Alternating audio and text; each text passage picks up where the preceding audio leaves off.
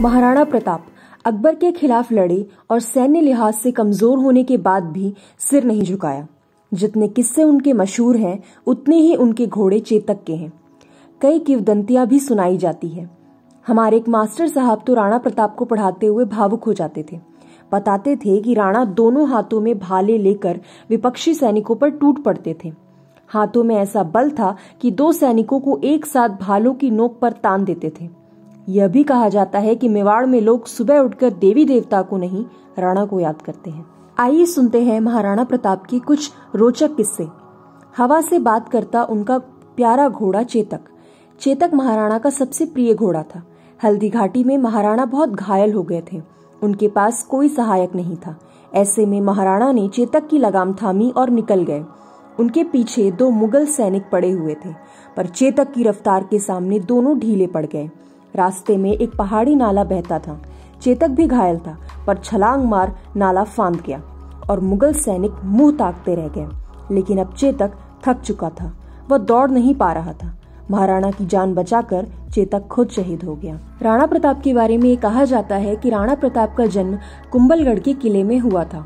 ये किला दुनिया की सबसे पुरानी पहाड़ियों की रेंज अरावली की एक पहाड़ी पर स्थित है। राणा का पालन पोषण भीलों की कूका जाति ने किया था। भील राणा से बहुत प्यार करते थे। वे ही राणा के आंख और कान थे। जब अकबर की सेना ने कुंभलगढ़ को घेर लिया तो भीलों ने जमकर लड़ाई की और 3 महीने तक अकबर की सेना को रोक कर रखा। एक दुर्घटना के चलते किले का पानी का सोर्स गंदा हो गया था। उसके बाद कुछ दिन के लिए महाराणा प्रताप को किला छोड़ना पड़ा और अकबर की सेना का वहां कब्जा हो गया। पर अकबर की सेना ज्यादा दिन वहां टिक ना सकी और फिर से कुंभलगढ़ पर महाराणा का अधिकार हो गया। इस बार तो महाराणा ने पड़ोस के और 2 राज्य अकबर से छीन लिए। राणा के बारे में एक और कहानी यह कहती है कि जब महाराणा प्रताप अकबर से हारकर जंगल जंगल भटक रहे थे, एक दिन 5 बार भोजन पकाया गया और हर बार भोजन को छोड़कर भागना पड़ा। एक बार प्रताप की पत्नी और उनकी पुत्रवधू ने घास के बीजों की रोटियां बनाई। उनमें से आधी रोटियां बच्चों को दे दी गईं और बची हुई आधी रोटियां दूसरे दिन के लिए रख दी गईं। उसी समय प्रताप को अपनी लड़की की चीख सुनाई दी। एक जंगली बिल्ली लड़की के हाथ से उसकी रोटी छीनकर भाग गई और भूख से व्याकुल लड़की के आंसू टपक आए। यह देखकर राणा का दिल बैठ गया।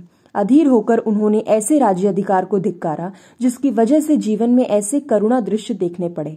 इसके बाद अपनी कठिनाइयां दूर करने के लिए उन्होंने एक चिट्ठी के जरिए अकबर से मिलने की इच्छा जाहिर की। महाराणा प्रताप जब जंगल में थे तो अकबर ने एक जासूस को महाराणा प्रताप की खोज खबर लेने के लिए भेजा। गुप्तचर ने आकर बताया कि महाराणा अपने परिवार और सेवकों के साथ बैठकर जो खाना खा रहे थे उसमें जंगली फल, पत्तियां और जड़ें थीं। जासूस ने बताया न कोई दुखी था न उदास। ये सुनकर अकबर का हृदय पसीज गया। महाराणा के लिए उनके हृदय में सम्मान पैदा हो गया। अकबर के विश्वास पात्र सरदार अब्दुल रहीम खान खाना ने अकबर के मुख से प्रताप की प्रशंसा सुनी थी। उसने अपनी भाषा में लिखा, इस संसार में सभी नाशवान हैं। महाराणा ने धन और भूमि छोड़ दिया, पर उसने कभी अपना सर नहीं झुकाया। हिंदुस्तान के राजाओं में वही एकमात्र ऐसा राजा है जिसने अपनी जाति के गौरव को बनाए रखा है। उनके लोग भूख से बिलखते उनके पास आकर रोने लगते। मुगल सैनिक इस प्रकार उनके पीछे पड़ गए थे कि भोजन तैयार ना होने पर कभी कभी खाने का अवसर भी नहीं मिल पाता था और सुरक्षा के कारण भोजन छोड़कर भागना पड़ता था। परंतु महाराणा प्रताप ने हार नहीं मानी। मैं प्रतीक्षा तिवारी मिलती हूँ अगली खबर के साथ। आप देख रहे हैं द नेशनल ओपिनियन।